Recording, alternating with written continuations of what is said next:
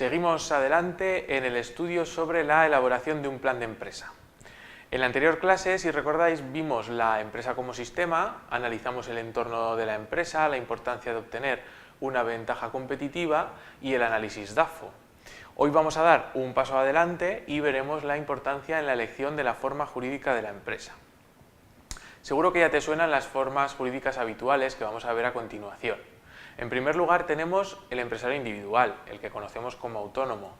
Es la forma más rápida y barata de establecerse como empresario, aunque tiene ciertos peligros, ya que se responde ante las deudas sociales con todo el patrimonio personal del mismo. En este caso no hablamos de socios ni hay un capital mínimo necesario para establecerse como empresario.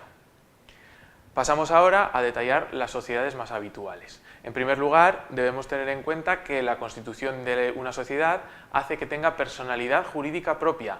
Esto significa que la responsabilidad se traslada a la sociedad y ya no pertenece a los socios de la misma.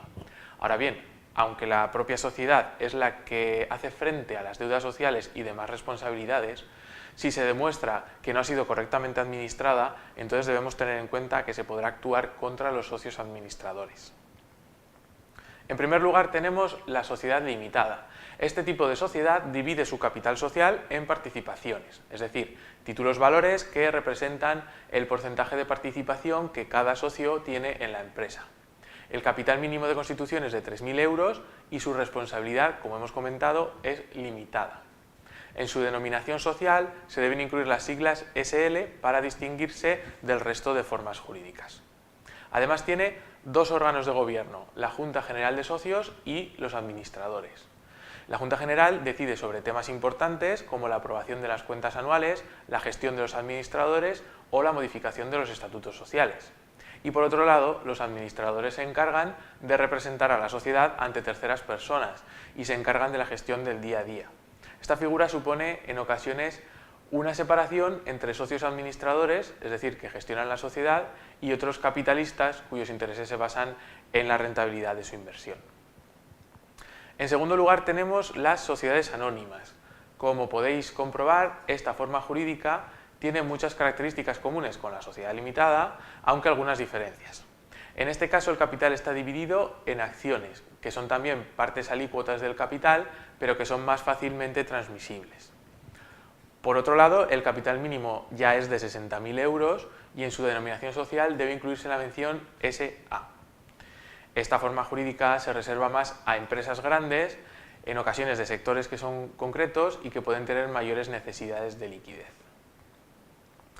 En tercer lugar, hablamos de las sociedades cooperativas. En este caso, el objeto social de estas sociedades ya difiere un poco del de las sociedades anónimas y las sociedades limitadas. Las sociedades cooperativas se establecen como organizaciones de interés social, con libertad de adhesión y de separación. Se crean por el ánimo de varias personas en encontrar un fin común y se suelen dar en sectores primarios como las asociaciones de agricultores. Además, los socios tienen mayor derecho de participación que en el resto de sociedades, puesto que no se tiene en cuenta su porcentaje de participación para votar.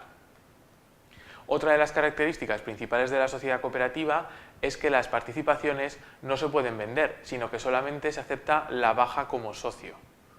Por otro lado, la Asamblea General sería el equivalente a la Junta General de Socios que hemos visto en las otras figuras y el Consejo Rector cumple con las funciones de representación, tal y como hacen los administradores en el resto de sociedades que hemos visto. Otra manera de constituir una sociedad, minimizando el riesgo esta vez al iniciar un negocio, es el contrato de franquicia. Seguro que conoces algún negocio de los que ves en pantalla, ¿verdad? Pues estamos hablando de franquicias. En este caso, un empresario, denominado franquiciador, cede a otro, que es el franquiciado, el derecho a explotar su imagen de marca y su conocimiento del funcionamiento de un mercado concreto. Es decir, siempre que una empresa permita abrir franquicias bajo su marca, un nuevo empresario podría beneficiarse de su posición en el mercado a cambio de una compensación económica. Pasamos ahora a analizar los trámites principales que deben realizar tanto los empresarios individuales como las sociedades. En primer lugar, el empresario individual debe atender solamente a una serie de trámites de puesta en marcha. No tendrá que realizar trámites de constitución, puesto que es él mismo el que responde ante cualquier contingencia. el empresario individual debe darse de alta en el impuesto sobre actividades económicas, básicamente para comunicar el tipo de actividad a la que se va a dedicar. Por otro lado, deberá darse de alta en el impuesto sobre el valor añadido, puesto que está sujeto a su aplicación en la compraventa de bienes y en la prestación de servicios, y deberá recaudar las cuotas del impuesto. El empresario individual también debe elegir entre los diferentes regímenes del IRPF, los cuales integrará en su actividad profesional con su patrimonio personal. El alta en el régimen especial de trabajadores autónomos también es necesaria para cumplir con las obligaciones que se derivan de las cotizaciones a la seguridad social.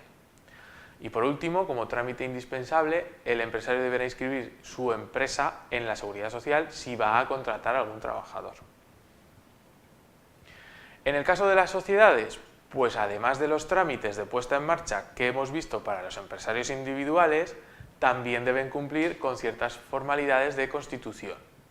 Entre los trámites principales tenemos la certificación negativa de la denominación social, es decir, esta solicitud al registro mercantil consiste en proponer una serie de nombres que la empresa desea utilizar en su denominación social.